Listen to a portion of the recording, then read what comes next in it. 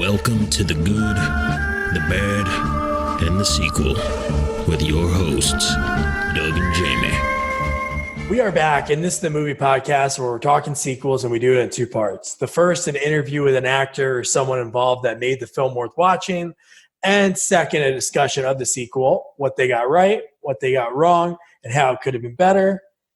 Last week, we had the great opportunity to interview Tiny Lister, who plays, you know him as Debo in the Friday franchise, Zeus going toe-to-toe in Hulk Hogan, and over 200 other movies. So you see him. He's really scary, and he'll take your bike. But before we dive into this week's sequel, I have to introduce you to my partner on the sequel watching journey, Jamie Riccardi. Jamie, how you doing?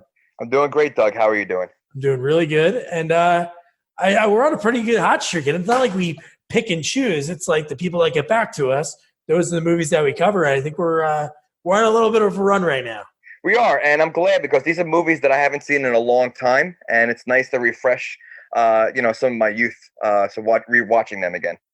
Yeah, it's going to change pretty quick for a little while, but yeah. So obviously, I mentioned we talked to Debo. So Tiny Lister, he's done a ton of stuff, but one sequel that really stood out that I loved and Jamie enjoyed. I don't know if the rewatch 19 years later, but so we watched Next Friday, Ice Cube movie. God. All right. So I did watch Friday first, and then I watched Next Friday. All right. I absolutely love the first Friday. Chris Tucker to me is obviously anything he does is great.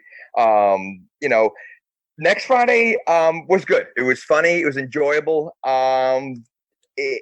I think the first one is much better, and we'll get into it. But it was definitely enjoyable. I don't remember a lot of it, so this was definitely some of it was an eye opener. Yeah, and I love the way the movie started. It was almost like it seemed like it was Ice Cube and maybe the other writer, DJ Pooh. Yeah, never heard of DJ Pooh, but that was interesting. Well, it's also. And I don't know if it's a real thing or just for the movie, Cube Vision. Maybe that's the name of his production company. Is that his production company? I never heard of it. That's So they're sitting there getting high. There's smoke going in the air. And I love when they're commenting on the director in the credits. So I pulled up the director because his name's Steve Carr. Yep. This guy, you ready for this? So he started off working with like big name rappers doing music videos. Rapper's Delight, Redman, Keith Murray, Eric Sermon. Then he did Can I Get Up for Jay-Z, Hard Knock Life, Jay-Z.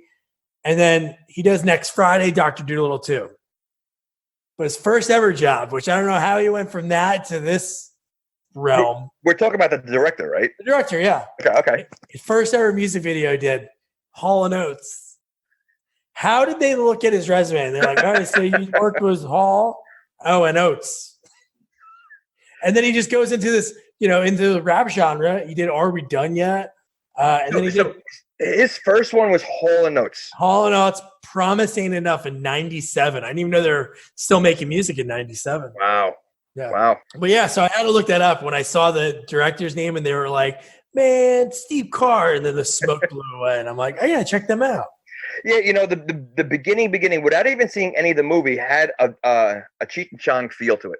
Yeah. Just like the commentary, just seeing smoke, like you didn't see any actors, you just saw the smoke going and like the giggling in the background and the talking. So I'm like, all right, I can see where this movie's going. Yeah. And I like the way it started because there was a gap. I don't know. I feel like the first one came out in 95. I don't know, but it was a 4-year gap, I think, between movies because he said that Debo was going to jail for 4 years. Oh, true. Okay. But he did escape. So I don't know how out of those 4 years, I don't know how long he was in it for. Yeah. But they make it seem like it's pretty soon after the first one in reality, just the way they talk about things. But I love the flashback in the beginning. Yeah. So if somebody, for some reason, saw Next Friday without seeing Friday, they saw the Craig knocking out Debo scene. And pretty much right away, after John Witherspoon, who plays the dad in the movie, is talking about, that he went away like for 4 years. And then immediately Debo's breaking out of prison. Like within the first minute of the movie. Yeah, and not only that, he's still running in his uniform and he's shackled to the other guy, right? Isn't he shackled somehow? Yeah. Like so, like no one sees this as bizarre. Like he's just running in like in the middle of a town. Maybe it was like Halloween or something. Maybe they can get away with it. But I love John Witherspoon. Like I wish he was my dad because he's so great in these movies and like the Wayans Brothers show. I love when Craig's in the bathroom. I wrote it down. He said, "Craig, let's get moving and get off your feet. Ain't no time to beat your meat." And then he goes outside and he's a dog catcher. That's his job. He looks around. He talks about everybody has nicer grass than he is. And then he just fell. He lost his balance. Well, he slipped, I think, on the dog crap. Well, so Fell in the dog crap. Yeah, but he might have slipped on it and then fell in it. Like, he probably stepped in it, slipped on it, and then fell right on top of it. But okay, so you mentioned two things I wanted to talk about. Okay. So one, a dog catcher. Is there such thing as a dog catcher? I mean, the only other place I've seen it was like Lady and the Tramp. Like I've never seen a dog catcher ever. No, So I don't know if it was a real job. Like, are there that many loose dogs in town that they need someone to round them up? Maybe in Compton. Maybe there's loose dog. And I love that it was a Chihuahua, right? Yes, it was a Chihuahua. Their poops aren't that big. What the poop that he fell in was like a large fat man's poop. So yeah, I wrote that down. I own a miniature pincher, kind of small dog. He makes little turds. That was a massive dump that dog did. Yeah, that was massive. But I think he slipped on it and then fell on it and then wore it the rest of the movie. I didn't realize it. But I think it's very fitting for him because my other question about him is he has a massive stomach issue. I mean, the guy is in the bathroom, both movies, taking dumps, both movies, multiple times. It's not like he's going there once. He goes so much that he carries his own spray around. When he has the one in the car, and Craig's like begging him to, he goes, "Man, what's wrong with this window?" He's like, "Oh, remind me to fix the window. Just spray it." And he's like spraying this in like they're like hot boxing it. And when we've all have sprays in the bathroom. Do you spray the way he does? He like sprays the whole room. Like he's like spray, like it's like spray paint. He's like spray painting the whole room. The guy's nuts. Like, but he has a stomach issue. Without a doubt, that he should get that checked. It'd be great to see the behind the scenes on that. Like when they film that scene, so I'm sure in the script it's like spray, aerosol, air freshener, and he just like the comedy because he's a comedian too. But yeah. One more about his bathroom habits. Sure. I don't know which number it was that when he went. I mean, obviously it was number 2, but I mean, which time he went to the bathroom? The plops that you heard. Did you hear like the plopping every single time he's talking to them? Craig's holding his nose, and every 5 seconds you hear another, going in the water. That's pretty funny. Yeah, no, he needs to get checked out. So then he's going to his uncle Elroy's house with his cousin Day, so he can get away because his dad scared Debo. Now, do they already know Debo's out, or they're just no? They know. I think. See, that's why I think it might have been 4 years later because they knew he was coming out in 4 years. Then why the hell did he break out? Yeah, I don't know. Maybe to do it like the week before. He's like, you know what? I've been in here for 4 years. I only want to be here 3 years and 51 weeks. You know what? That I didn't think about that. So because they didn't make any mention that he's out. So I don't think they knew until the car almost ran him over. Right? That was in the beginning. So yeah, you know what? That's a good question. I don't know. Yeah, that was kind of weird. So anyway, so I totally skipped over that. So then they broke out, they stole a bike, and they're riding the bike, and then they see, first of all, Debo, who's awesome. He was so cool to talk to. He makes the little guy run. He makes Tyrone run while he uses the bike. And again, like you said, they're chained up together, so he has to catch up. So he's like, carry him like a dog on a leash. Yeah, he's a big thug and everything else. He doesn't know how to steal a car. Like, what is it with him and bikes? I mean, the whole movie in the first one, he's riding and it's not even like a big bike. They're small bikes. I guess any bike with him is gonna be a small bike anyway. But like, what is it with him with bikes? He's but give him props because he took a bike that doesn't squeak. He did, but he also wasn't it owned by a little kid that he punched and knocked him down? It kind of looked like a little. I couldn't tell. Maybe like a teenager. He was like a heavyset kid near the train. But yeah, so then they stand in front of the car. He's like, "Craig, get out of the car!" And then John Witherspoon, he just runs him over pretty much. And then that's where the chain breaks off. Yep. from that. So, okay, so then we see Uncle Elroy and we meet Mike Epps, who's the cousin Day Day. And he's pretty funny in this movie. I love Chris Tucker. Can't take it away. He was great as Smokey, but it was cool to see somebody else in that other role. No, it was, and he was funny. I mean, he was such a wimp, in the whole movie. He was funny. I mean, they had some good characters. I mean, I absolutely love the Spanish guy. I mean, to me, he makes the movie. Like, I think just his lines. We'll get there. But yes, Epps did a good job. For what it was funny. The uncle, I had a hard time understanding him. I have to be honest. I don't know if that's how he really talks or that's just the voice he decided to give to the role. I don't know, but he was kind of weird. Yeah, I watched it on closed captioning. I watch most stuff on that now. It makes it so much easier because there's some things that you can barely hear that I wrote down that you didn't catch because honestly I couldn't even hear it. Right. For some reason it picks up. I don't know why these movies have put these little jokes in that only people that it's kind of weird. But so how ugly is that house? Extremely. Was it purple? Was it purple shutters or something? Or it was like 50 Shades of Purple. It looked like the Joker owned that house, foreclosed on it, and then he said they paid $230,000 for it. I'm guessing that's a nice neighborhood, and I know it's the year 2000, but God, that's cheap. Well, and I mean, all the other houses on the block look really nice, and they looked like real houses. Yeah. What builder decided to put a purple house next to all these other houses that look really nice? You ready for this flashback? It was probably Jackie Mason in Caddyshack 2. He was like, you know what? I want to have my suit. I want to have my suit. Well, wait a second. That was your Jackie Mason? Yeah. Oh, I got to tell you, you are improving each week. I mean, that is awesome. It's amazing. Nice. So then you mentioned Joker and Baby Joker and Little Joker, and Joker's the small one. Baby Joker's the fat one. Little Joker's really strong, muscular. I was kind of confused of who, because they don't really tell. They're all the same. Like the names, I couldn't figure out who was Joker what. But he's obviously the leader, the smallest guy. If he's not a stereotypical, first of all, this movie does so many stereotypical things, on every stereotype. I mean, from Asians to Spanish to Indian to black. I mean, they hit every turn. And Joker, first of all, the hat alone. I know. It was pulled over his eyes, so he couldn't even see, But his lines were hysterical. He will be, again, Tiny told me last week, they will be in Last Friday. They are coming back. Yeah. I think everybody, literally they're taking everyone from all the movies and bringing them back. And you mentioned stereotypes. The Asian the Asian neighbor, I just bought a house in the neighborhood. I want a neighbor like that. She was so cool. She was amazing. She was absolutely, I mean, the way she talked, I mean, I think she's throwing in the extra Asian, Asianese to her language, but she was amazing. She was so funny. For a small little scene, she was great. I love when she was like, give me some skin, Craig. And then she ignores Epps. Yeah. So here's one of the ones that I maybe picked up. I don't know if you heard it.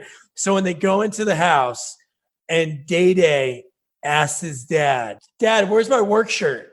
And he said, oh, the pink shirt? Son, we run out of toilet paper. Sorry. I told you not to leave anything in the bathroom. It was so low. I even rewound it, turned it up. You could barely hear it, even like a full blast. But yeah, it was like when he came in, he's like, Dad, where's my shirt? And then Craig's just looking around at photos. And then I'm reading this on the bottom. I'm like, where's that coming from? Yeah, I didn't hear that at all. So yeah, that's weird. Again, and he spoke, I don't was he speaking fast or he was speaking some way. It was hard to understand the uncle. It was very hard. More again, I'm not going to add this to my repertoire. He's like, hey, I'm your uncle. Hey, I don't know why he did that, but. And how about his girlfriend? Well, was he remarried or that was his girlfriend? No, I don't know. They didn't say that that's my wife. She reminded me of Jack Kay. Remember Jack Kay? Yeah, well, I think she's not. She's not Jack. No, that's not Jack. But she had the same personality, the same. She's been in a few things. I mean, I've definitely seen her before. She was on the Curb Your Enthusiasm when he went to the hooker. Yeah, the prostitute that got the dad high. Wait, was she the one that was in the lane that they took? Yeah, that's awesome. Yeah. All right, in the carpool lane. No, listen, she was a wackadoo as well, and but she was great. I mean, she's obviously in it for the money, but so they won $1 million. Is that what it was? $1 million? Yeah. Okay. They're acting like they're living the life like $1 million after buying a house and a BMW. How much money are you gonna have left? No, I know. They even said it. Lawyer fees, like there wasn't really much. Yeah. Okay. So like, why would they? Yeah, that made no sense. But you know what? Here's one of the creepy things she said. She said, "Ooh, you look even cuter than in your baby pictures."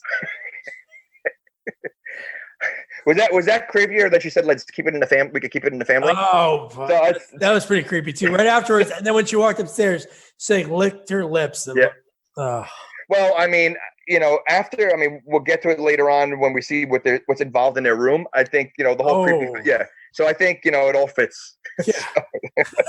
So then right after that, we meet Danny's like ex-girlfriend who's pregnant. She's keying the crap out of his BMW, which he loves. Now, I wrote this down because I want to ask you, did you ever have any crazy girlfriends when you were younger? I did not. Did not. Did you? I had one that she scared me so much. This is like when I was 19. When one time she slept over after I knew she was kind of crazy. I don't know why I hung out with her again. And when she went to the bathroom, I checked her purse because I thought there was going to be a knife in there. That's how crazy she was. And one time she tried to run me over with her car. Is that frowned upon? Wasn't close. It was very frowned upon. I go behind a tree. How long were you dating her for? Oh, like 2 weeks. Oh, okay. Then it wasn't it wasn't anything like that, but right. That's even crazier. I can understand we dated like for a long time. We like had like a messy breakup. It was just like, yeah. Well, listen, there are definitely crazy chicks out there. There's crazy guys, so I don't want to, make it, But this one, so he's not with her anymore, right? No, because he had a restraining order. Okay. She was already pregnant. Like they were only dating. There was like 2 months they met. She was like 6 months pregnant. So he's got a restraining order, yet she's somehow in his space constantly. All right, now. How does that work? Like, I mean. And he never calls the cops. No, he doesn't. He could just call the cops. I think he's scared of Baby D. All right, so since you brought up Baby D. Oh, dude, she's great. Okay, so I looked her up on IMDb. Do you know what her name is on IMDb? No. The Lady of Rage. No way. Look it up right now. The Lady of Rage. Oh my God, yeah. What the That's her name. That's her name. So it takes like. So first of all, I mean, it fits her role in the movie, but that's her name in real life. So her birth certificate says Lady of Rage. She was like a recurring character. She was on a lot of Steve Harvey episodes. She was. And then she disappeared. Lady of Rage. Jesus. But she was awesome. Oh, she was great. She was great. And she was pretty fast. I mean, she always caught Epps a few times. So it's. The way he describes her, man, you don't know Baby D like that. She knows the snacks before they even hit the market. She knows that because this movie was in 2000. She's like, she knows the 2000 snacks before even they come out. And he says like a bunch of them. It's like they just did like just spit a bunch of them out, and he was improv a bunch of them. But yeah, well, he did try to tempt her with a cookie later on. Dude, yeah, he gave her a PC, a pocket cookie, and said, "Don't they remind you of the ones in prison?" And she was eating it. Yeah, well, why would a stranger giving you a cookie? Well, it's not really a stranger. She knows who he is. She's gone after him before. But he could have poisoned it, and then he could have. Oh, he could have. Yeah, but she's the Lady of Rage. I don't think she's really scared of poison. I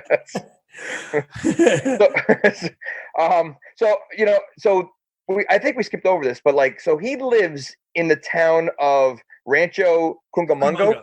Is that a real place? Cucamonga. Yeah. That is? Yeah, that's where the guys from Workaholics live in the show. Okay, but that's in the show. But that's a real place. Yeah, I would think so. I don't know. Well, it just sounds so ridiculous. I've never heard of it, but I just thought it was like a ridiculous sounding name. No, it's real. Oh, all right. There you go. Yeah, and since we're talking about that, we could skip around. It doesn't matter because I think it's right around now. But Michael Rappaport's cameo. Yes, he is. I'm not a big fan of his. Oh, okay. Well, I think and Michael Rappaport, if you're listening, no offense, but I put him on the same level as Giovanni Ribisi. They both play the same kind of role in everything they do. Yeah. Although I think in this role, it was a little different than what he normally plays. He just played like a really white guy. Like, he was a delivery guy? Like he delivered the letter? No, it's funny. I've seen that movie a million times. I've seen this movie so much. And I always thought he was just a mailman. Yeah. He was a server That's why he was like talking to him like that. And he was like, here's some papers. You guys owe $3,900 in tax. Oh, I thought he was the mailman. That's what I thought too. But just the way he turned, he was like, oh, I got you. Yeah. What are you, some kind of football player? And he's like, I don't want no problems, partner. Just very white, like Yeah. No. Yeah, that was. He's like, yeah, I played for the Rancho Cucamonga Cracker Killers. That's what Ice Cube said back to him. So we find out one of the plot lines in the movie is Craig's uncle, they have to pay $3,900 or the house can be auctioned off. And Craig goes to try to tell his uncle. And now let's talk about the creepy sex dungeon, which he calls Mr. Nasty Time. Well, was this is before, this is after they got high together. Yeah, they got high and he basically, I thought he was dying. Well, yeah, that's what I thought he did. Right. So yeah, see, he almost passed out. Yeah. Like, he did kind of pass out, but then he was still alive. But then Ice Cube almost passed out. Yeah, they all passed out. They all passed out. Okay. But then at the end, she passed out in his lap. Oh, yeah. And he's like, you got your hand in my cookie jar? But yeah, the dungeon, when he goes up there and videos of her dressed in like red leather playing on like an old like pull down screen from like in school. And then he unplugs it, it snaps up, and there's just a wall full of dildos. Oh, that was weird. I mean, there's also a gift moment later on.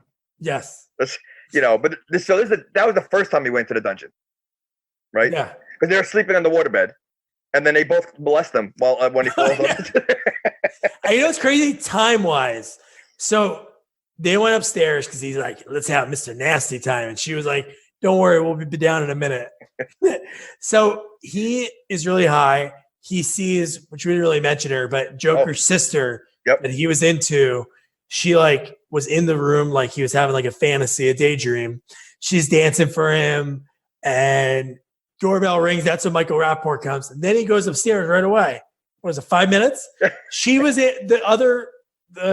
not Jack A, is upstairs with Uncle Elroy. They're passed out from already having sex. They were able to plug in the projector, all of that. And she changed into all leather. Yep. In 5 minutes, 6 minutes. Well, when you're good at it, Is that good? Well, it's creepy. I don't know if it's good, but she did say it's only going to take 1 minute. So they're obviously used to that.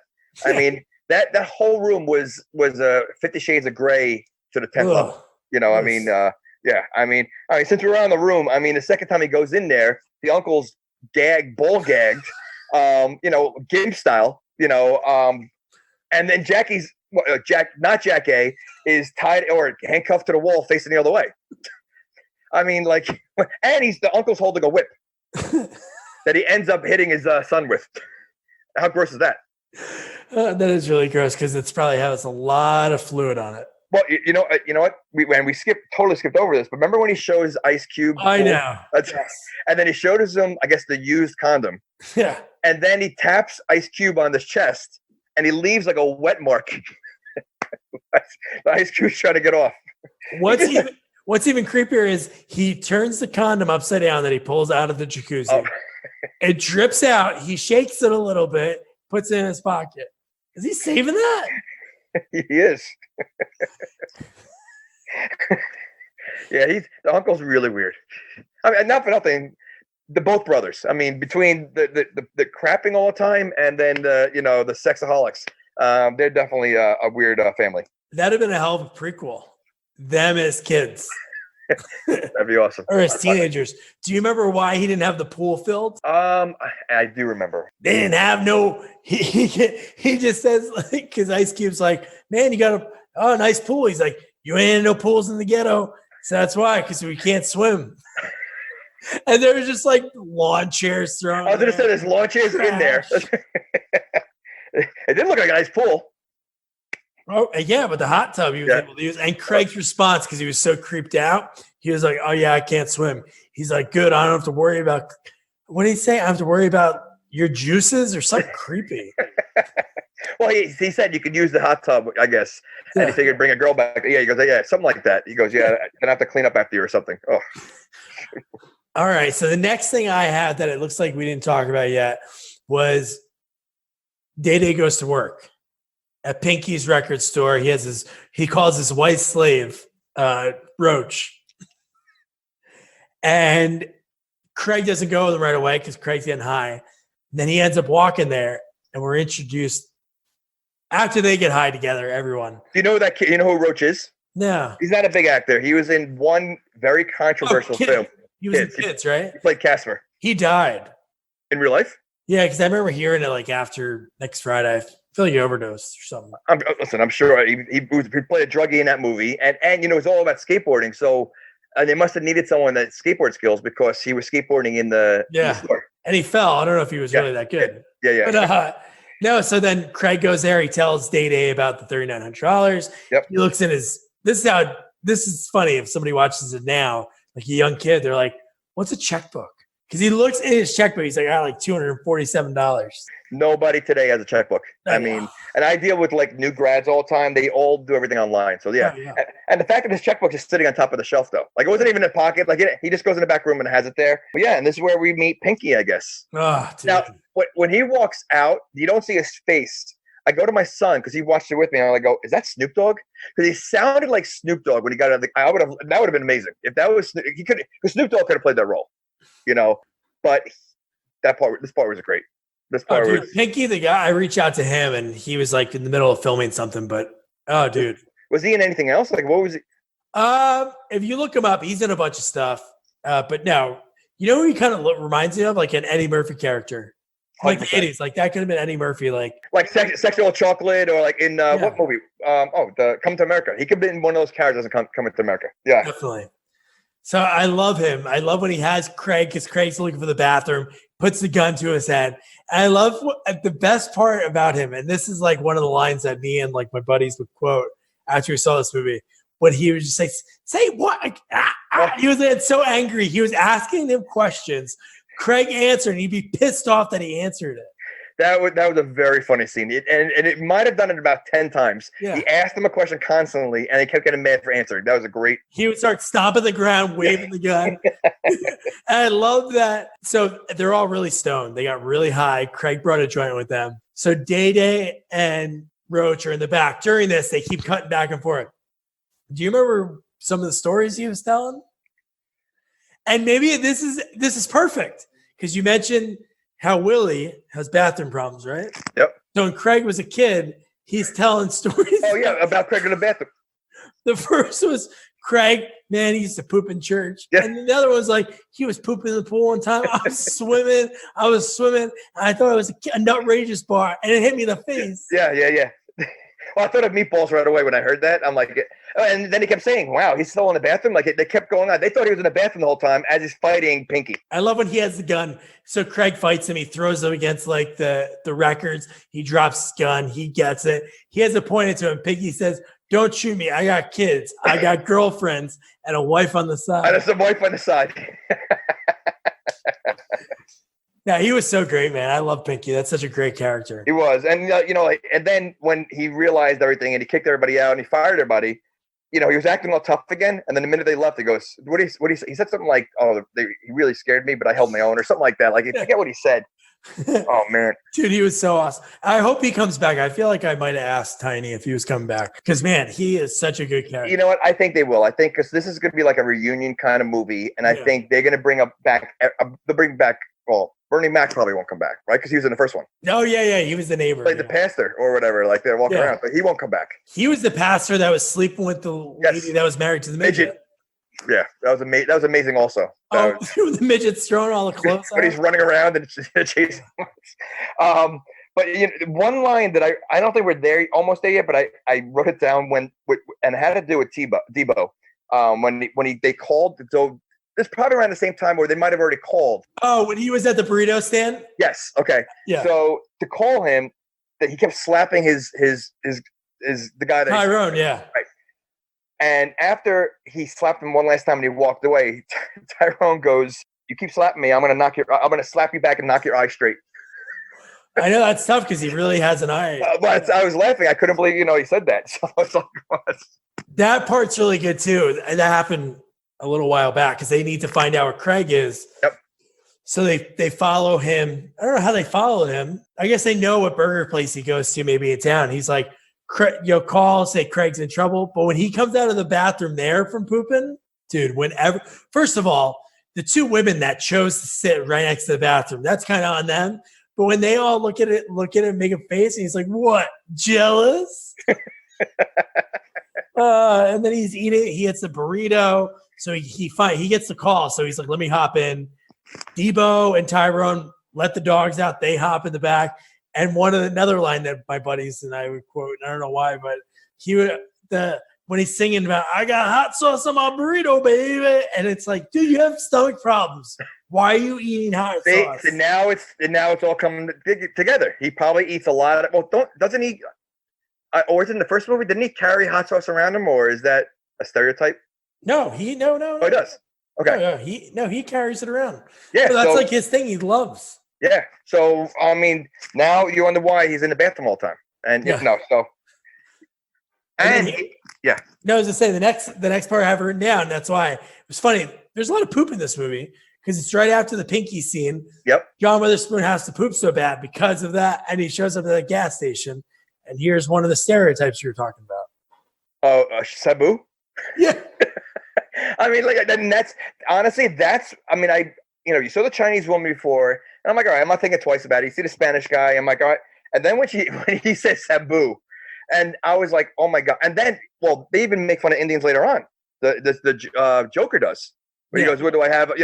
But yeah, when he called him Sabu, what do you say? I like your movies or something like that? Or because wasn't Sabu wasn't he like an Annie or something? Or I think so. But then I love when he goes, "Hey, I just want to use your bathroom. I don't want to fly no magic carpet." And then when he goes, then when he busts he basically opens the door. I'm sure there's another Indian guy that's in there. He goes, "I don't want to buy a rug. I just want to use your bathroom." And then when he grabs it, he has the hubcap. And then you have the guy that was in the first one that had the nerdy guy. Yeah. Yep. The guy they rob his house. But he doesn't even know they rob him. No. Well, yeah, in the first one, he's like, "Just stay off my lawn." Yeah. Because he had a nice lawn, so that's what he was worried about. "Hey, Willie, I would not go in there for about 45 minutes." And he's like, "Get the fuck out of my way." Yeah, the bathroom problems are. You know what's crazy? So this movie's like an hour and a half long. We're an hour in, and we're at the third act. Yeah. The movie's like pretty much the last scene about an hour in. Yep. So they figure out, Craig's like, you know what? Light bulb goes off. Here's how we get the money. We're going to rob Joker's house. Well, he thinks, I guess, because he's from the hood. He knows there's something shady going on. Epps was not even thinking about it, and he's like, there's definitely something because they see him carrying this urn or something, and they don't know what's in it. He's assuming it's money, right? Yeah. So, and now at this time though, Roach is still with him. Yeah. So he's tagging along. So yeah, decided, and Epps wants nothing to do with it because he's scared. The whole movie, he's like, he whines and cries the whole movie. But I guess they had to show you the extremes of living in the hood and not living in the hood, like how living in the burbs changes you. Because he's like, he wouldn't last 2 seconds in the hood, even though when you first meet him, he's wearing that hat. I know. So when we go in, they show inside Joker's house. You got Joker, baby Joker, and little Joker. And it's funny, you reached out to a bunch of actresses because we're doing these interviews that I'm going to start releasing on Mondays coming up soon. But one, her name's Carmen Serrano. She actually plays girl number one in Joker's house. She's it was her first movie ever. And then she's been on other stuff. She was on Prison Break and Breaking Bad. So she's been in a lot of stuff. So It's pretty funny to see her. And that was 20 years ago. And like you said it before, Joker's a great part of this movie. He really is. He to me, he makes the movie. This part, he was so typical of what a Spanish gang member, the way he talked. But he had these one-liners constantly that were very funny. Some that didn't go. So it's almost so here I wrote some down. "I don't like locked doors. Pass the wire. I don't want grilled cheese. Leroy, I'm bilingual. There's a difference." So it seems like he was raped in prison.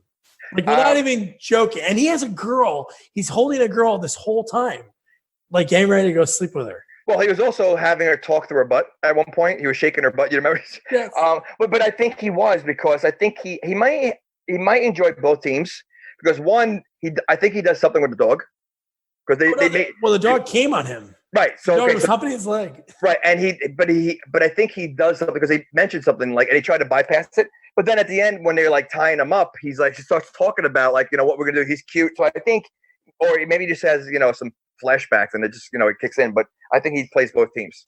That banana hammock that he's wearing, I'm thinking about getting that maybe for one special night. It's like a little tuxedo, and he says, "I'm an Aztec warrior. I'm an Aztec warrior." Was he in anything? Because I think he was great. I mean, like he looked familiar. He reminded me of some comedian. I can't remember his name, but I don't know if he was in anything. But he just looked familiar. Oh no, but no, like you said, his lines, and they would just come out of nowhere.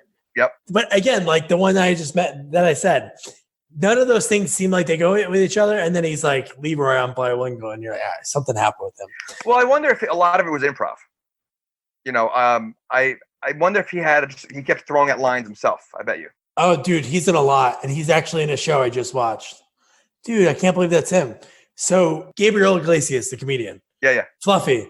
He has a show on Netflix, and man, it's so funny. As soon as I saw that, he's a teacher, and one of his friends that are teachers is Joker. He's a lot of stuff, dude. When you look at you're gonna be blown away. Then I can see that because again, just the lines he says, and just the way he says it, Holmes. Like he says Holmes all the time. It's just very funny. So I think he was in his first movie, one of his first movies ever. Ernest Goes to Camp. Ah. I mean, you know what? Maybe I'm gonna have to reach out to him? Next round. Yeah, I think I'm gonna have to reach out to him. I just remember this line right here. It goes, "Count my money or party with the bitches." Yeah. 150s or big ass titties. Count the green or get the in between. And then he's like, "Let's party, Holmes." Dude, that's such a great line. I love that. Yeah, he was great. So then Craig goes into the girls' room and he like tries to play it off like, "Hey, I'm here for you. I snuck in here to show you I'm not scared of your brothers." And then one of the brothers, little Joker, comes in. He runs and hides. Yeah, he runs and hides. So then they have like a little kiss scene, which is kind of like short, and then he disappears. And then she's like, "Hit my pager up sometime." Again, how old this movie is. Pagers are still a thing. So then Day Day and Roach are like, "Hey, how the hell are we going to get him out?" So he goes, "Let's knock on the door." "Hey, what's up?" And they have the AK-47 pointed at him. It's like, "Yeah, we just want to borrow some sugar." And then right away they do the side shot. They get pulled right into the house. And then to go in, he goes. He said he knows a lot of the black people have sugar in the house, so he knew that was a lie. Yeah. But I want to know how. At one point, he looked like they were going to let them go because he says, "All right, if this all works out, we'll let you go." But how do you know money was missing? Because the money was still there. I know they didn't show him look. Yeah, no, that made no sense. Because I thought what I was thinking was happening is the sister left, and I thought she took the money. Because the money, but they didn't explain that, so I wasn't too sure. But I love how they were kind of hitting on the girls right in front of him. He's like, "Hey, what's up, ladies? I'm Day Day. This is my white slave Roach." And he's like basically right in front of him. "You gonna come in here and hit on my girls?" And he's like, "Man, I just wanted some sugar. I wanted to show my white slave Roach how to make Kool-Aid." Well, how about when the sister comes down? He's like, "Listen, they had it play it off like they're all friends." Yeah. God, that's so great. So exactly what you just said before. So you think that they're gonna save him, right? Or they're gonna be like, "Hey, you're fine," and then we don't know what happened. Then the girls leave. He's like, get these," and they're all pissed off. They're like stumbling out of the place. They're like yelling back at him. So then they said, pretty much what seemed like they were gonna rape them. He said, "Now let's have a prison party." And he goes, "Yo, grab my duct tape." Yeah. And they said it's already out. He goes, "It's in my bedroom." Yeah. Oh God. And then Craig goes back to, Uncle Elroy's house, and Willie's already there. And then I love that because he finally notices he has shit on him. Because you've been walking around with shit on your back all day. So then they go to try to save them. Willie and Elroy take out Baby and Little Joker.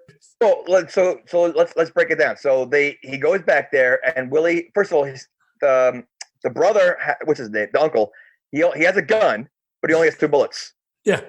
And so Willie goes, "When I was younger, I just needed a stick." So he's walking around with like what 2x4. Yeah. So he takes out the first big guy with a 2x4. Yeah. Then the second guy comes out there, and he just tackles him on the ground. Right? Is that and then knocks him out from that way? Yep. Okay, and then he can't move anymore because I guess the disc in his back slipped. So pretty much the rest of like the time he's laying on his back the whole time. So to me though, Willie showed a lot in this part because he's the one that first of all took out the first guy. Now he's tying up the guy. He goes, I think he told his brother I should tie you up also or something like that or yeah. So those two took out these guys and then left what baby Joker? No, Joker. Joker, yeah. And then he was like, each time one guy didn't come back, he was like, hey, where's you going? As soon as they come back here, I'm going to take care of you, Holmes. And then he goes outside and he says, what are you doing here, man? And Willie goes, not Willie, Elroy. Elroy is like, I live across the street. Wait, I'm old. This is my backyard. Oh, God. And then their fight is so funny. And I love how corny, like you said, his lines. So him and Craig's right behind him, punches him. Then they have like a little back and forth fight, which is it was pretty cool. But he goes, ding, ding, school's in, bitch. Yeah, it was a good fight, but I mean, I feel like he struggled more with him than he did with Debo. Oh, I know. Like, this, I mean, maybe he was just scrappy. But yeah, they said they had a little fight, and then he gets up and he gets the gun again. And we almost forgot about Debo. He wakes up, he kicks open the out of the dog truck, gets Tyrone out, and then he punches him. He grabs the gun. Well, by the way, did you notice Debo's theme music when he was with the dog catcher? The theme music. Oh, they did play it? Yes, Good. they did. They played it lightly, but it was there. That's awesome. But I love how like you see him there with the gun, and all of a sudden, out of the blue, you see his eyes Craig's eyes light up, and then you see Debo rise from the ground. Like, where was he? Because he stood behind Joker, like, but he was underground. Like he stood up behind him, like he rose. Like, what was he doing? Like he came up from the basement. Oh, okay. Right. I mean, it wasn't like he walked behind him. He was like rising up. Yeah. And then he punches him, and then he has the AK-47. He has it pointed. And again, this is one thing that did disappoint me about the movie. Is I did want Rocky 2. I wanted them to fight again. And then the dog just comes out of nowhere, that dick dog that just chased everybody around the neighborhood, just bites his arm. Well, we forgot that whole scene that the dog. Oh, yeah. So I mean, the dog was a very vicious pit bull, right? I mean, like really vicious, and all it took was a couple of pot brownies, right? Was it brownies? First bologna. Bologna, but it was only like 6 slices. So yeah. I don't know what he was going with that. But then it was pot brownies, correct? Yeah. Okay. Isn't chocolate bad for dogs? I know. I thought, yeah. They could have done it a different way, but no, that's true. Okay. So the dog fell asleep because it was high. And all it took was pot brownies to make him a friendly dog. And now it's Casper's dog. Or Casper. Yeah. Roach. Is that racist? Well, his name was Casper in the other movie. Oh, okay. Oh, you thought I was calling the dog Casper? No, I think you were calling the white guy Casper. So, like, that's kind of racist. No, but that was his name in the other movie. Oh, it was? Okay. Yeah, and Kids. Oh, okay, good. So the cops show up finally. I don't know who called the cops. Oh, the new mom or the aunt or the creepy lady. She said, if you're not back in 5 minutes. Yeah, I forgot about that. Right. So then Craig's smart. He jumps inside. He grabs the urn with the money, walks out, and before as he's doing that, don't forget the Willie and the uncle also. Did you pay your parking tickets? He goes, no. And what did he say to what did he's like, you still got the illegal cable boxes? Yeah. He goes, let's get out of here. Yeah, that was good. Yeah. And again, wait, this is what's stupid. If he didn't pay his parking tickets, his car's still there. All he did was go in the house. So then he has all the money, and the uncle's terrible with money. Yeah. Because, again, he's still paying this Asian lady step on his back, just like what's happening on the TV, George Jefferson. Just happens to be playing at the same time. So there's no DVR. Was there DVR back then? Oh, there might have been TiVo, right? 2000? Maybe. Or it could have been on VHS. It was probably VHS because the quality wasn't that good. So it was probably VHS. He's like, yeah, George Jefferson had it right. And the old white guy stepping on George Jefferson's back. And then the aunt, when they're leaving, he has, suburbs kind of crazy. I got to go back to Compton. Or no, South Central. Yeah. Right? South Central, yeah. With it, and then she wants to kiss him goodbye. Oh, yeah. Craig, just give your aunt a kiss. Was that the scene? Yeah. And she basically again molests him again, pretty much. She's all over him. And then he had to wrestle his way out of there. I think that again, Willie needs to go to a gas doctor, a proctologist, and he needs to go. Elroy and his new wife or whatever she is, they need to go to some marriage counseling. They do. They have that sex dungeon, and that doesn't satisfy her. She needs to sleep with his nephew. Yeah, I mean they're a weird couple. So I mean they all have issues. But then doesn't Epps want to go to the hood with him? And he's like, no. Like he said, he made some kind of point. Like he would definitely not survive there. All I know is Baby D needs to be in Last Friday because the last shot of the movie is Craig with the voiceover that I mentioned before. He's like, man, suburbs are crazy. So I can't wait to get back to the hood. And then he gets in the car, they're driving away, and she throws a brick through the back window, and that was it. That was the end of the movie. So I'm going to assume that she's going to be in it. I hope so. Because she was a pretty big part. I'm trying to. It's not even posted yet, right? Friday? I don't think it's up there yet. Last Friday? Yeah, no, I don't think it's on their IMDb's yet, but said they're going to start filming next month now. So that's awesome. That's cool. So that's next Friday. So I know you said in the beginning that you liked it. You liked the first one better, but would you tell people to, hey, take time, watch this movie? Yeah, no, it's I mean, it was good. It was, it's definitely entertaining. It's funny. You have to go into it knowing that it's a sequel, and a lot of sequels don't hold up to the first one. I do think the first one is much funnier. But this has its moments, and this one has its characters, and it is still good. It's definitely worth the watch. I would say overall the first one's a better movie. It's really funny, but I like this movie because just the different funny characters. Like Joker's funny, Willie's pretty funny. He has a bigger part in it. The Asian lady. There's just a lot of different funny. And even, dude, Mike Epps, just how corny he is. Man, they're 20s. They ain't 20s. They 10s, but I keep them real nice. And they say that joke twice, I think, in the movie. Yeah. Well, you know what it is, though? What I like about Friday is the original one. It takes place in the hood. It's like a comedy, boys in the hood. So when you have the next Friday, it's not the hood anymore, but it's like, and he's the only one from the hood. So it's like it doesn't play off all the other ones. So, I like the first one better. But again, this is definitely entertaining. And the fact that they bring Debo back in a role that I think is a perfect way to bring him back. Yeah. Honestly, it's probably the only way you could have brought Debo back. Yeah. And I think it's cool. Like we talk about sequels a lot, and because obviously that's what we're doing. And a lot of things that ruin sequels is when the second movie is like, okay, let's just do the first movie and add the character. So it is cool that they did something different, or had the, Ice Cube, when he wrote it, had the balls to do something different. Like, hey, let's put in the suburbs to introduce the cousin, because obviously they, Chris Tucker, they wrote him off right in the beginning. Like, he went to rehab. Yeah.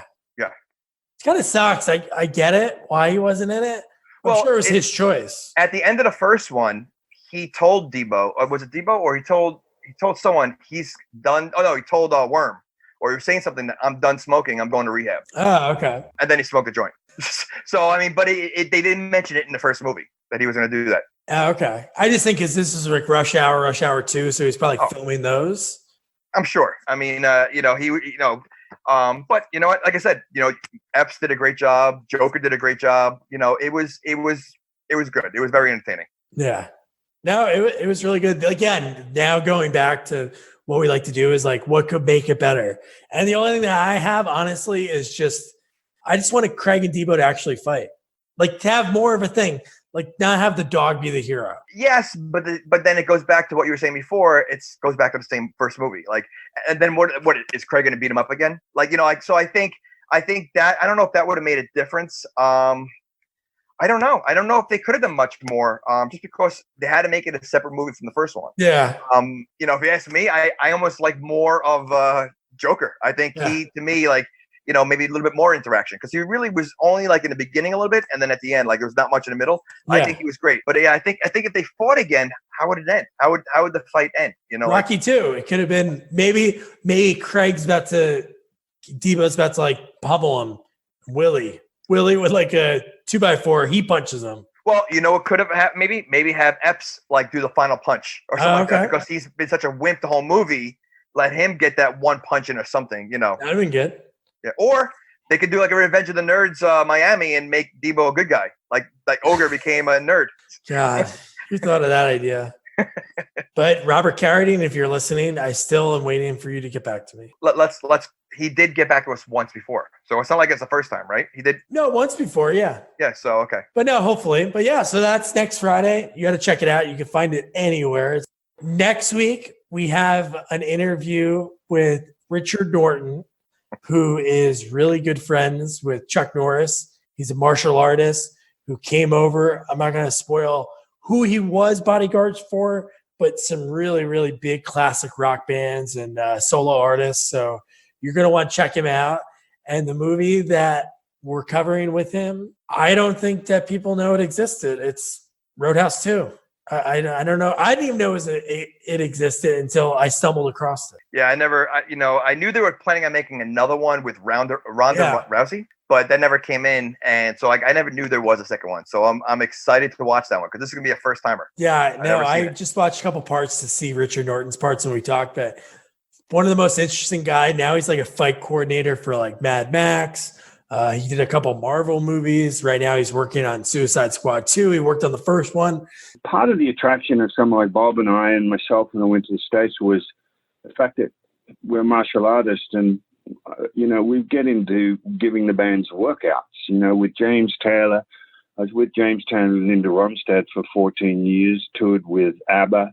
And I basically daily, I'd introduce them the idea, listen, if you're interested in a bit of stretching and a bit of conditioning while you're on the road, happy to do it. And a lot of them just jumped at that. Some didn't, but a lot did. Like with ABBA, I was training the girls just about every day we had a chance, whether in the room or on a beach or whatever, or poolside. I was even 4:00 in the morning teaching Mick Jagger karate punches. So yeah, I think you folks are really going to enjoy that interview. And hey, don't forget to review, rate, share our podcast, tell your friends. Go back. If this is the first time you're stumbling across us, go back. Listen to some great reviews. We reviewed Caddyshack 2, Son of the Mask, Paul Blart 2, all sequels. That's what we talk about. And the interviews have been great. William Sadler, who played Death in Bogus Journey. Tim Lawrence, who worked on Caddyshack 2 as the gopher, the puppeteer for it. And dude, that guy worked on every 80s movie that you love. So check it out. Follow us, subscribe, Twitter, Instagram, both at Sequels Only. Good night. Good night.